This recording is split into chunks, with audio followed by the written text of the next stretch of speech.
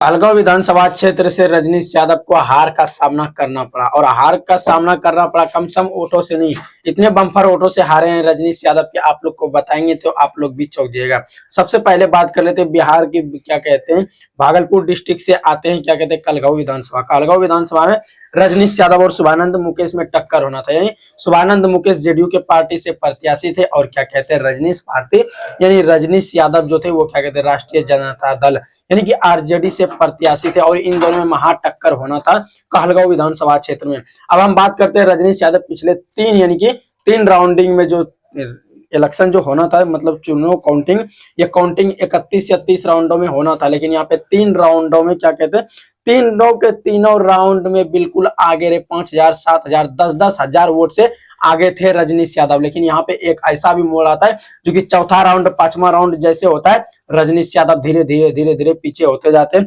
5,000, 10,000 ऐसे ऐसे वोटों से पीछे होते होते लास्ट में आकर के रिजल्ट निकलता है कि शुभानंद मुकेश जो है 50,112 वोटों से विजेता हासिल कर लेते हैं, यानी कि चुनाव जीत लेते हैं। और रजनीश यादव की अगर बात करें, टोटल वोट रजनीश यादव को 80,655 वोट मिलते हैं। और हार अगर बात करें आखिर कितने वोटों से रजनीश यादव हारे हैं, तो रजनीश यादव 50,112 वोट से हार जाते हैं कहलगांव विधानसभा क्षेत्र से। अब वहीं पे बात कर लेते हैं शुभानंद मुकेश जो कि जनता दल के प्रत्याशी थे, उसको टोटल वोट मिलते हैं 1,33,767 वोट मिलते हैं। और यहीं पे आ जाते हैं जीत की, तो जीत 50,112 वोटों से जीतते हैं। क्या आप सभी को लगता है कि रजनीश यादव, देखिए बन तो नहीं पाया विधायक, क्या कीजिएगा, लेकिन हार का भी आपको शुभकामनाएं बहुत बहुत, लेकिन क्या करेंगे आगे बार जब आएगा तो देखा जाएगा। वीडियो देखने के लिए तहे दिल से धन्यवाद।